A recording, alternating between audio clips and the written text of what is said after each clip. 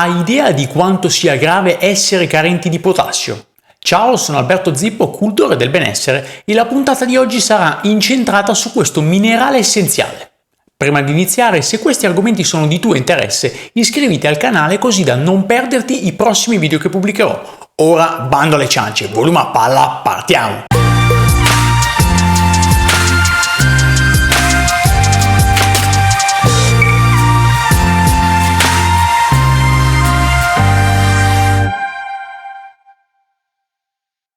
Il potassio è un minerale fondamentale per mantenere una corretta pressione del sangue, ma la sua importanza sta anche nel regolare l'acidità di quest'ultimo.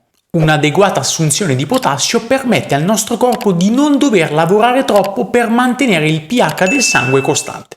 Con una carenza di potassio, il nostro corpo dovrebbe costantemente intervenire, attivando dei sistemi di emergenza. Un esempio può essere prelevare il calcio dalle ossa per controbilanciare il pH, con un aumentato rischio di osteoporosi. Con un'adeguata assunzione di potassio si riduce l'escrezione urinaria di calcio. Con sufficienti livelli di questo minerale riusciamo anche a migliorare il controllo della glicemia. Infine possiamo scongiurare la formazione di calcoli renali e la perdita di tessuto osseo dovuto all'invecchiamento. Nell'introduzione ti ho chiesto se sei consapevole di quanto possa essere grave avere una carenza di potassio. Solitamente ci si può ritrovare in questa condizione quando si assume molto sodio nella propria dieta. Potassio e sodio sono antagonisti, quindi più sodio assumiamo e più potassio saremo costretti ad introdurre nelle nostre giornate. Se non lo facciamo, i potenziali rischi a cui andiamo incontro sono gastroenterite, crampi, spasmi, debolezza muscolare, sonnolenza, stati confusionali, ansia ed insonnia. I problemi però non finiscono qui. Una sua carenza può causare anche aritmia cardiaca, tachicardia e addirittura arresto cardiaco. Credo sia evidente che non possiamo sottovalutare il suo apporto nella nostra tabella alimentare. Il potassio tende a diminuire nell'organismo quando perdiamo molti liquidi, quindi specialmente in estate, ma anche quando facciamo degli sforzi fisici. Altri casi dove l'assunzione di potassio dovrebbe aumentare sono quando si è affetti da vomito, diarrea e ciclo mestruale. Prima di analizzare quali alimenti possono aiutarci, analizziamo il fabbisogno giornaliero di potassio. Esso si attesta su circa 4 grammi, ma come ho accennato prima, il suo quantitativo dipende da quanto sodio assumiamo. Se riusciamo a stare attenti a non introdurne troppo, potrebbe essere sufficiente assumere anche meno di 4 grammi di potassio al giorno. Altro fattore da non sottovalutare è che il potassio è solubile in acqua, quindi vi sono delle perdite considerevoli durante il lavaggio, l'ammollo e la bollitura degli alimenti.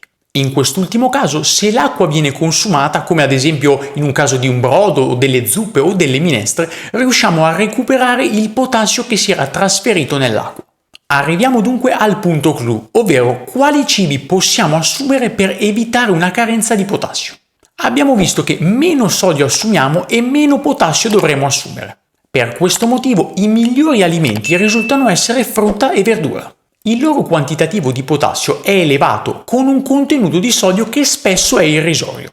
In aggiunta, il loro consumo può essere spesso fatto a crudo o comunque con cotture leggere, come ad esempio quella al vapore, evitando dunque perdite di potassio. Altro accorgimento importante, la buccia è l'area dove si concentra solitamente il maggior quantitativo di potassio.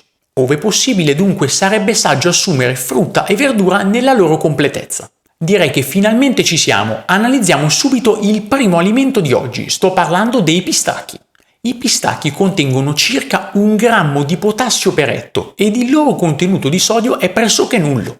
Ovviamente andrebbero assunti non salati. Io personalmente li assumo anche non tostati, proprio completamente al naturale. Al secondo posto di oggi ho scelto uno dei miei frutti preferiti. Sto parlando del kiwi. Il kiwi contiene circa 0,3 grammi per etto di potassio, si consuma crudo ed il suo contenuto di sodio è irrilevante. È utilissima la sua assunzione anche per l'elevato contenuto di vitamina C. Come si dice in questi casi, si prendono 2 piccioni con una fava, potassio e vitamina C. Al terzo posto troviamo un altro alimento che amo, l'avocado. L'avocado è un cibo preziosissimo per la nostra salute. Noto per le sue proprietà antinfiammatorie e la capacità di abbassare i trigliceridi, è privo di zuccheri ed è ricco di grassi sani. Questo frutto inoltre è molto ricco di potassio. Ne contiene circa 0,5 grammi, con meno di 10 mg di sodio.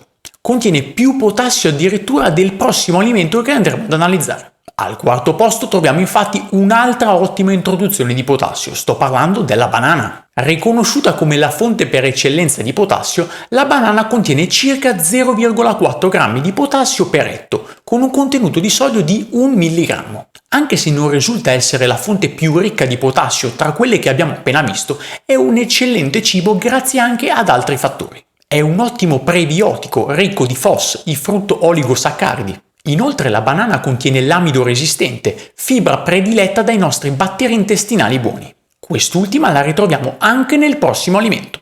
Al quinto posto troviamo infatti la patata. Se assunta sbucciata contiene 280 mg di potassio per etto, se assunta con la buccia addirittura il doppio, circa 570.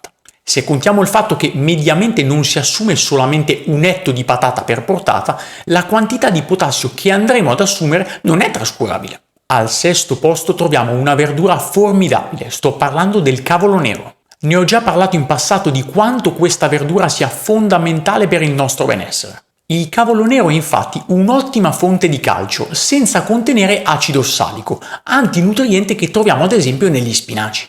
È un'ottima soluzione anche per quanto riguarda la vitamina A ed è una miniera anche di vitamina C. È una delle soluzioni migliori per l'assunzione di vitamina K ed è ovviamente un'ottima scelta anche per quanto riguarda il potassio.